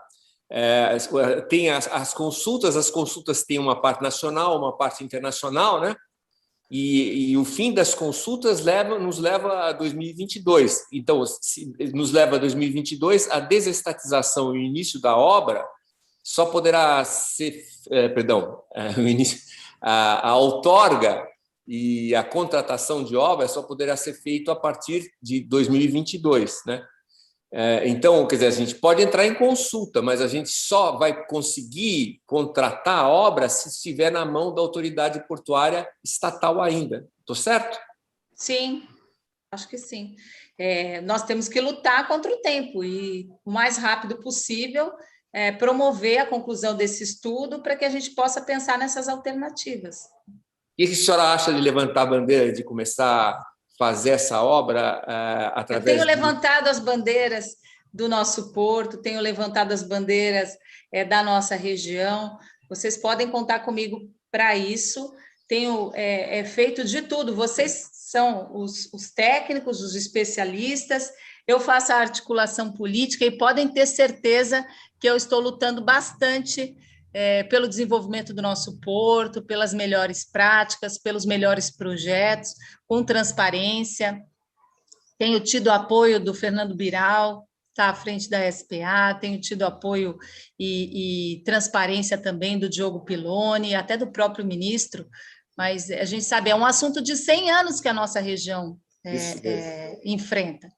E eu acredito que foi o mais perto que nós chegamos dessa possível obra ser incluída nesse edital de licitação, porque com recursos públicos, eu não sei se foi o Tércio que falou, quem é que falou, se foi o Bruno, que falou que a previsão, né, lá atrás, quando eu acompanhava como jornalista, era ser custeado pelo poder público, não teve como, o endividamento do Estado, não deu, uma obra muito cara. Então, ainda mais agora, nós estamos vivendo numa época mais difícil ainda de pandemia, onde tivemos que liberar auxílio emergencial, os cofres, o orçamento de guerra lá no Congresso não é um momento favorável, mas a gente luta. Muito obrigado, deputada. Muito obrigado. Eu vou passar a palavra para o... Então, só para concluir... Só para concluir, eu acredito que eu já entendi que o melhor caminho é a ligação seca pelo túnel. Estou abraçando essa proposta, porque eu sei que é melhor para o setor portuário e sei que o melhor para o porto é o melhor para a nossa região, o melhor para o nosso país. As alternativas, o Carriço me levantou uma questão importante, que eu também já tenho encontrado essa dificuldade, não é só para esse projeto do túnel, para todos os projetos a gente tem dificuldade de ter um estudo que era a função, né, que deveria ser a função do CONDESB, da AGEM.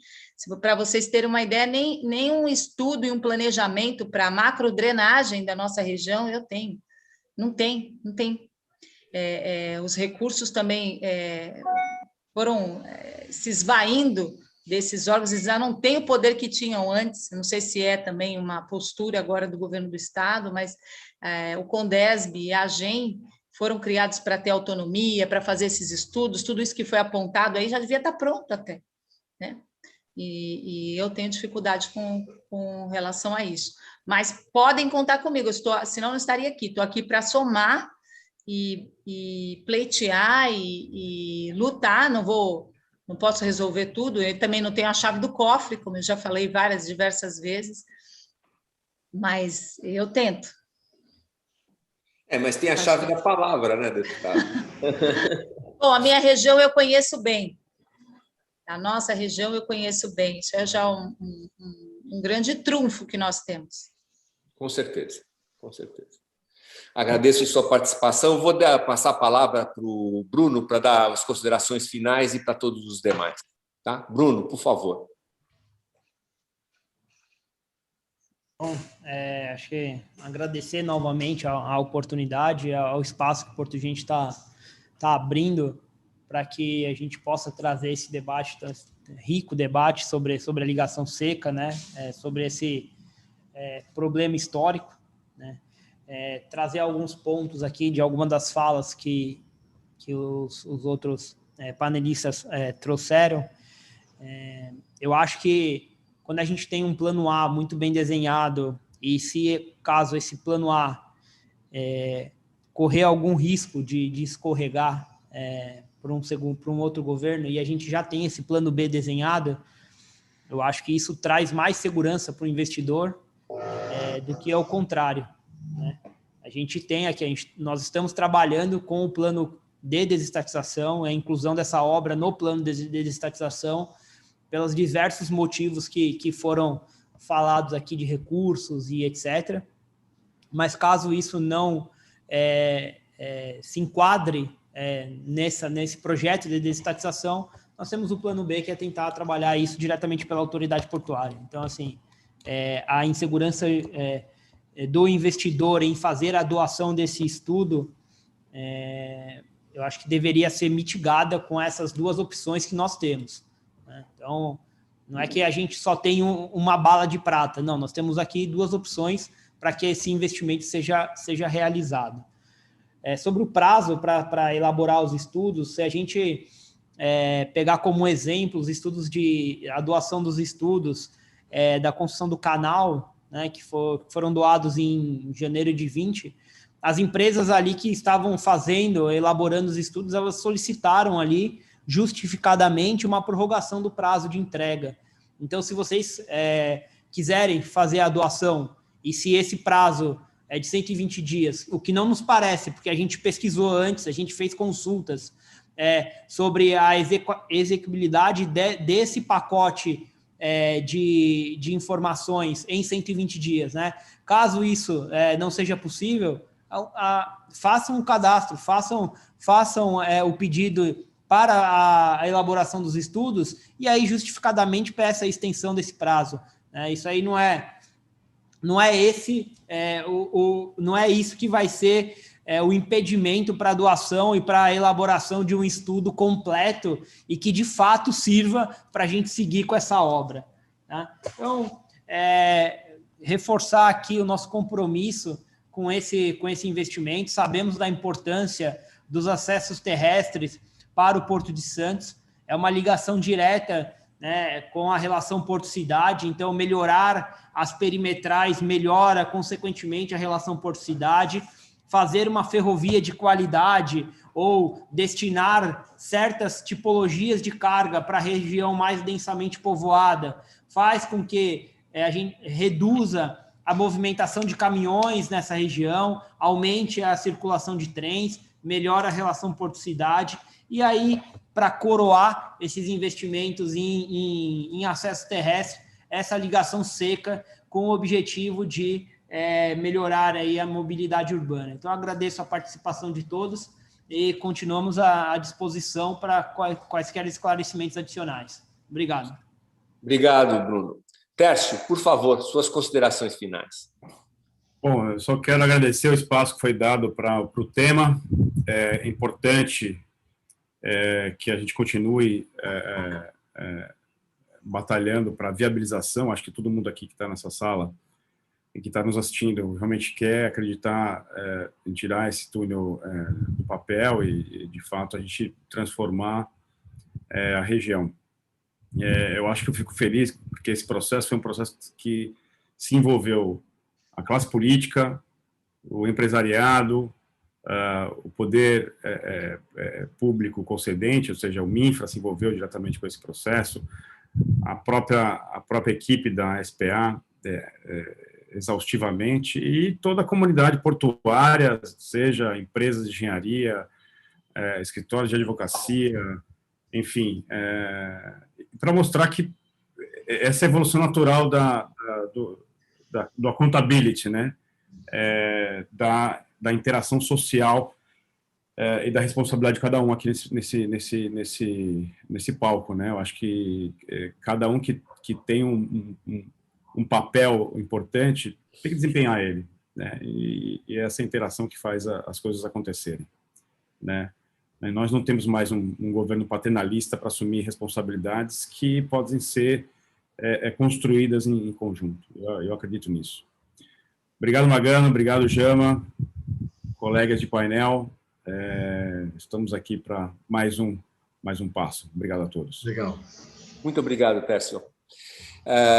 Ricardo, a palavra é sua. Bem, primeiro, agradecer a Porto Gente e a todos vocês pelo espaço que deram para Boskalis, foi um espaço interessante. Como eu falei antes, a nossa qualificação é técnica, eu acho que tecnicamente é super viável. Acho que existem outros problemas que foram discutidos e devem ser muito mais discutidos, como a parte ambiental, a parte dos municípios, a parte financeira, a parte jurídica, que eu acho que ainda estão um pouco embrionários, ainda precisam dar um passo mais para frente para a gente realmente detonar esse processo. Eu tenho só a agradecer a você pelo convite. Um grande abraço a todos. Muito obrigado, Ricardo. A palavra agora é do nosso professor. Por favor, doutor. Sou eu? Isso, é isso aí. Olha, eu me lembrei agora, gente, de um disco da Rita Lee, de 74. O nome dele sempre me incomodou muito, né? Atrás de um porto tem uma cidade. Bom, eu era adolescente, um adolescente santista, e gostei muito das músicas da Rita Lee, gosto até hoje, mas essa história de atrás do porto tem uma cidade me incomoda também até hoje, né? Depende da perspectiva. Se você olhar do mar, é verdade. Agora, se você olhar da terra, é o oposto, né? Portanto, eu acho que a gente deve, nessa discussão do túnel, a gente deve considerar que o fundamental não é o túnel em si, né? O túnel é um acessório, né? O fundamental é o porto e são as cidades que estão envolvidas, né, com o porto, né? Portanto, se a gente não cuidar adequadamente desse projeto do ponto de vista do envolvimento dos municípios, a gente vai ter aquilo que a gente brinca, né, metaforicamente, do rabo abanando o cachorro, né?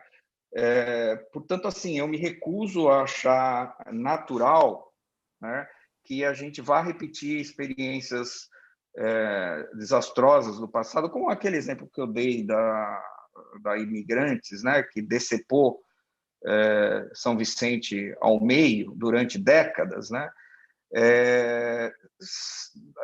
Sem que a gente possa, pelo menos, discutir a importância de ter um plano. Se a AGEM não está a fim de planejar, se o governo do Estado não está a fim de planejar, se o governo federal não está a fim de censo, gente, os municípios precisam ser envolvidos e eles precisam arrancar leite de pedra e entrar nessa discussão, porque, senão, aí a cidade vai ficar atrás dos portos mesmo, né? E, portanto, assim, o meu recado aqui é do ponto de vista do planejamento, né? Eu não consigo enxergar um projeto desse sem um contexto de planejamento, e não no sentido de algo que vai embaçar o projeto, né?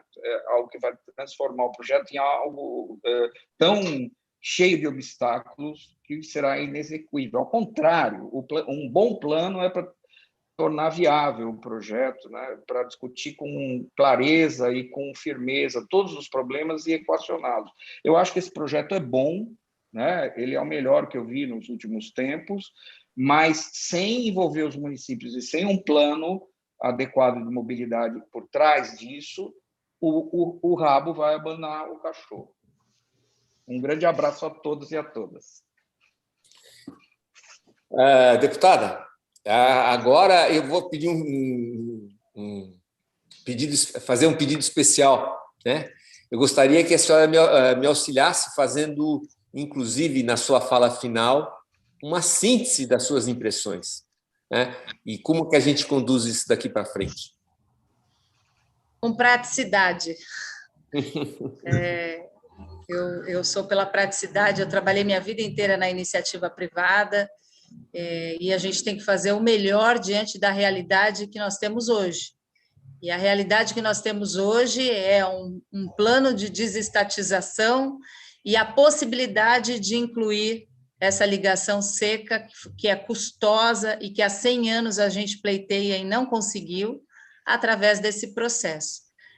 As cidades, eu entendo, precisam se adequar, precisam ter seu plano de mobilidade, mas esse assunto já foi debatido extenuante até. Eu, como jornalista, acompanhei a inauguração da maquete, ali na ponta da praia, na saída da balsa, que era da ponte.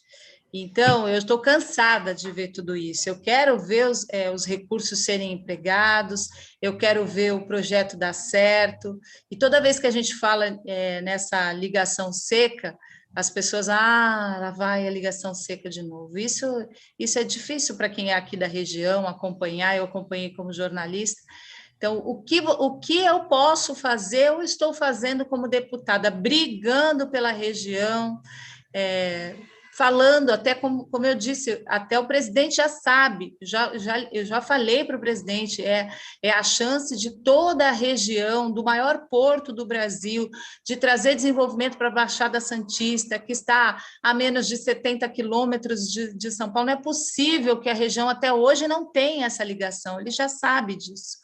Então, é um desafio que a gente tem pela frente.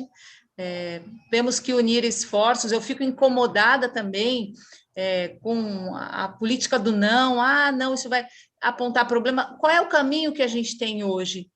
Se vamos pleitear recursos sem esperar a desestatização também, é o plano B, que a gente também tem, mas temos que agir praticamente. Pedir audiência lá na CVT, assim que sair esse estudo, essa primeira fase do estudo, levar as prefeituras lá, cada prefeitura traça seu plano de mobilidade, seu plano de impacto. Nós não temos hoje uma verba, isso que eu disse para o Carriço, a gente não tem uma verba que possa ser usada metropolitanamente. Com 10 Vitinha, não tem mais esses recursos para fazer esse plano, para dar prosseguimento a esse plano. Eu tenho um projeto de lei no Congresso que cria esse fundo das metrópoles. Isso seria importante para a realização de estudos assim, para que as cidades não fossem atropeladas, né, pelos projetos sem... A gente viu aí o censo de 2010. A nossa região precisa se adequar. E eu luto pela região, abraço todas as causas da minha região, e essa é mais uma bandeira importantíssima, vocês sabem disso, importantíssima. Então, não vai ser por falta de trabalho, de articulação política, que nós vamos ficar sem ver o túnel de novo, né? Quanto a isso, só que não depende só de mim, Eu sou deputada da região, eu defendo o Porto, em todas as situações que vocês acharem que é necessário que eu esteja junto para defender, eu estarei. E em todas as reuniões que eu participo, nos ministérios com o presidente, também falo. E estou esperançosa, como eu disse, porque nunca chegamos tão perto, né, de ser viabilizado esse projeto. Então, agradeço a oportunidade, mais uma vez, de falar aqui pela minha região, das minhas experiências, da minha visão como jornalista e agora do meu trabalho como deputada, e estamos aqui para unir forças, para que a gente, dessa vez, a gente consiga realizar aí a tão sonhada ligação seca. Muito obrigado, deputada. Aliás, eu quero agradecer a todos os painelistas, foi uma honra estar com vocês nessa hora e meia, né? E quero passar a palavra para o Jama, para falar em nome aí do Porto Gente. Um abraço a todos. Eu não vou comentar, como já foi comentado, que é pleonástico a qualidade do debate que foi feito aqui, né? E eu coloco nesse frigir dos ovos a questão do referencial. Eu participei bem próximo do estudo que foi feito pelo Figueiredo Ferraz, do túnel, que quase saiu, aquela que está quase do outro lado do túnel. Então, eu vejo que a deputada colocou de uma maneira política com uma precisão incrível. E nisso, eu vou remeter a fala dela para um outro referencial. O ministro, que eu acho que esse ministro é de cumprir palavra, ele falou que sai o túnel, né? Até o Porto Gente andou fazendo editorial aí dizendo que deu a palavra para a deputada. Está gravado isso tudo. Exato. Então, se nós criarmos todas essas referências que foram colocadas aqui, nós vamos neutralizar 100 anos de debate com ênfase, vamos atravessar esse estuário a seco, né? Vamos atravessar. E eu ainda insisto que não se faz nunca a consideração dos fluxos portuários, logísticos portuários. Sempre se faz ilegitimamente necessário, obrigatório, e agora, então, nesse novo mundo, né, nesse novo tempo de sustentabilidade, governança, redes, mundo em redes, a relação porto-cidade é básica, fundamental e essencial. Ela, por si só, bastaria. Mas, a verdade, esse túnel vai muito além. Esse túnel, ele se enquadra como foi aquele viaduto lá do Porto. Viaduto do Porto. Foi o Porto que fez. Então, esse túnel, eu acho que nós não temos mais que ampliar essa conversa. Nós temos que focar no ponto da alavanca. O ponto da alavanca, ele é de responsabilidade da autoridade portuária. Ponto. Qual que vai dar esse tom? Se é verde, mais loiro, se é moreno, se é outra coisa. Mas é parte do porto, porque o porto é responsável por sua região. O porto, primeira missão dele é desenvolver a sua região. Fora disso, não serve. Vai se instalar em outro lugar. Se diria uma cidade portuária, se está na frente ou atrás, diria isso. Então, eu coloco o seguinte, nós estamos realmente muito bem representados.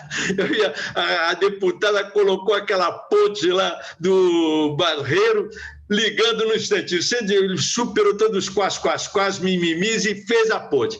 E nós vamos colocar esse túnel, porque esse túnel, depois de 100 anos... né? Eu até falei com o Dario Raiz, eu comentando com ele, falou, Dario, tem uma maquete de 60, uma maquete, eu vi essa maquete, a maquete subindo, né, em espiral, lá na ponta da praia. Aí ele falou, não, essa maquete ainda existe. Então, uma conversa dessa, não, a questão é o seguinte, o que nós estamos discutindo aqui, sem sombra de dúvida, é fazer uma travessia a seco. Essa travessia a seco já foi deliberada há 100 anos, né? Prestes Maia, tem tanta história. Aliás, até o Saturnino de Brito também veio para cá por causa do porto. Então, a questão é toda... Aliás, aqui não tem nada que não seja ligado ao porto, né? Se não tivesse ligado ao porto, seria um litoral sem ninguém, né?